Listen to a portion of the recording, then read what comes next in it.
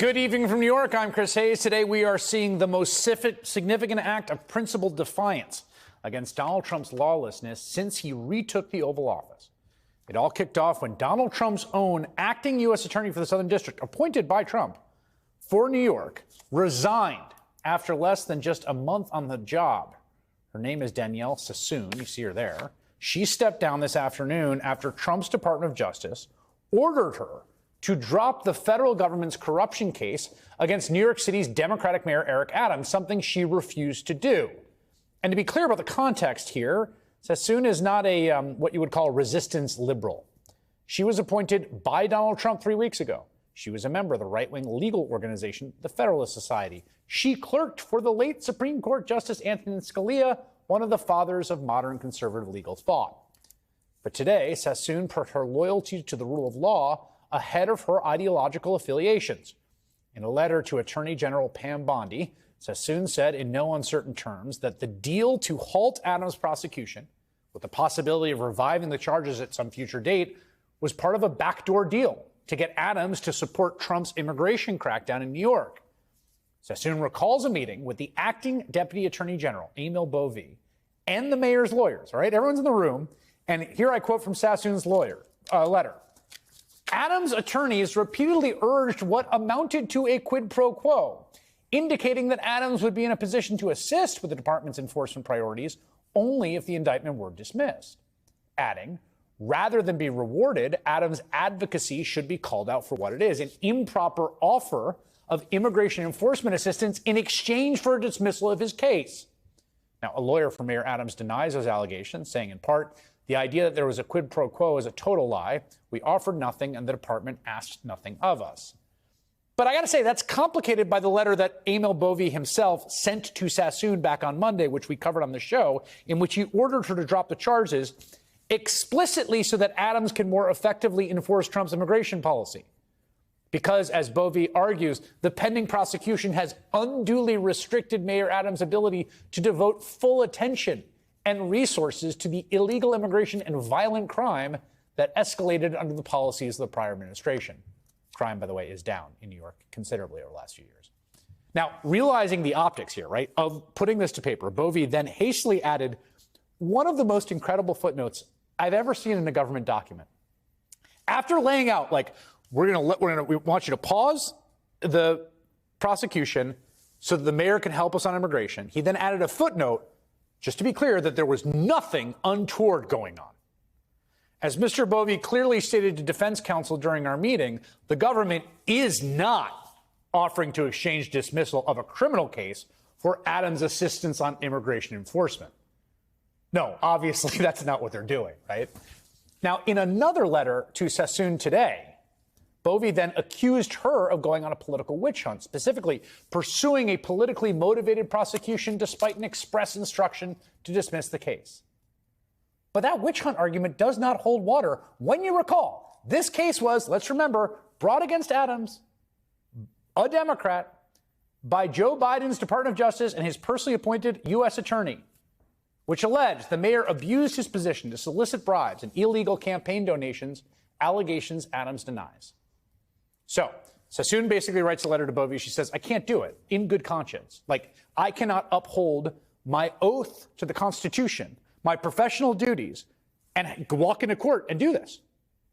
I'll resign instead. Sassoon is now gone. The case has not been dropped. Things get even more complicated from here. Listen up. So after Sassoon resigns, the case is then transferred to the DOJ's public integrity section based in Washington. Bovee clearly being like, screw these people in the Southern District of New York. We'll do it here at Main Justice. Well, guess what happened? That section's acting head, a guy named John Keller, also refused to drop the case. He also resigned. The case was then transferred yet again to Kevin Driscoll, the acting head of the Justice Department's criminal division. Driscoll, too, refused to drop the case. He resigned as well. After that, 3 more senior members of the DOJ's public integrity section, these are the people that investigate corruption, resigned as well after meeting with Bovee about the Mayor Adams case. If you're keeping track, 6 resignations today alone in response to the blatant corruption of Trump's deal. When push came to shove, they stood up for the rule of law in the face of an increasingly lawless Trump administration. In her letter to Attorney General Bondi, Sassoon noted how her time clerking for Justice Scalia instilled in me a sense of duty to contribute to the public good, uphold the rule of law, and a commitment to reasoned and thorough analysis. Donald Trump, I would say, doesn't really share those commitments. What he cares about is wielding raw power. In this case, appearing to dangle conditional freedom to Mayor Eric Adams in exchange for Adams' cooperation with his planned mass deportations. Something Adams has seemingly been angling for, as we all watch this happen, right? He flew down to Mar-a-Lago to meet Trump last month. So when Bovee ordered the charges to be dropped this week, it seemed nakedly obvious what was happening. And now we know Trump's own prosecutor thought exactly what we did. You may be wondering, where was the mayor of New York, Eric Adams? Where was he today as all this unfolded? Well, I'll tell you what he was doing. He was doing exactly what Donald Trump wants him to be doing. First, Adams met with Trump's so-called border czar earlier today. Shortly after, in a reversal of the city's long-standing sanctuary city policies, Adams announced this afternoon he would allow Trump's federal ICE agents into the Rikers Island prison complex. And Trump's border czar isn't exactly hiding the fact that he told Adams to do so. So I left today with some good things. I left today with a plan to incorporate some other things we're putting in place. I'm asking, give us a presence back in Rikers Island. That's something the mayor committed to today. We'll take movements and having an ICE presence at Rikers Island. Trump's guy asked for it. And guess what? Mayor Eric Adams obliged. Would you look at that? Christy Greenberg serves as a federal prosecutor in that very same U.S. Attorney's Office in Southern District of New York. Harry Litman's a former U.S. attorney and former deputy assistant attorney general at the Department of Justice and Maine Justice. Ryan Riley is our ace justice reporter for NBC News. They all join me now. Ryan, I want to go to you because I don't think the story is complete here yet for a few reasons. The case has still not been dropped. As far as I know, right, no government lawyer has done the thing that Bovee wanted Sassoon to do, which she said, I just cannot in good conscience do, right? Yeah, that's right. I'm glad I got our pre-write in order, like when the hours went by after that order came down from the Deputy Attorney General saying drop this case, and there was no action on the docket for so long. It was clear that something was bubbling behind the scenes here. And, these are the sort of moments I think that federal prosecutors are prepared for. It's not something that they seek out. But, in the case of the Public Integrity Unit, you literally had prosecutors who had integrity in their job title. So the idea that they're just going to sit down and go along and to get along is sort of absurd, right? This isn't something that they walked in thinking that, oh, this is the day that I'm going to, draw my line in the sand. But I do think it's kind of shocking how quickly we've gotten to so many lines being crossed, because that's something I just thought coming into this administration is you're going to have all of these lines. People are going to be able to have to find their line, where their line is. And today, a number of people inside the public integrity section decided that this was their line. This is not something that they could do.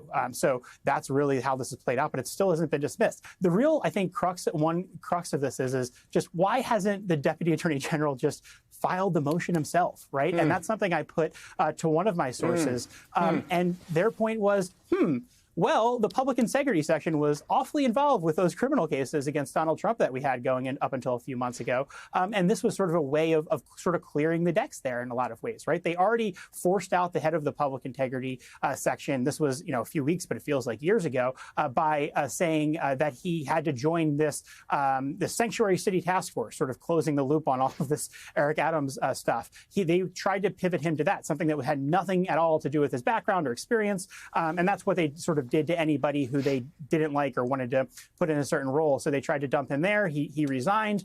And then you had the acting head in, and now now we're in this situation where, it's not that big of a unit, but pretty quickly we're getting it's a narrowing down how many people are left there in the public integrity section. Yeah, the other side of this, I don't think Donald Trump's going to shed a lot of tears if the Office of Public Integrity Unit in the Department of Justice is totally gutted. Christy, you were on this program on Monday when this letter came out. We sat right here.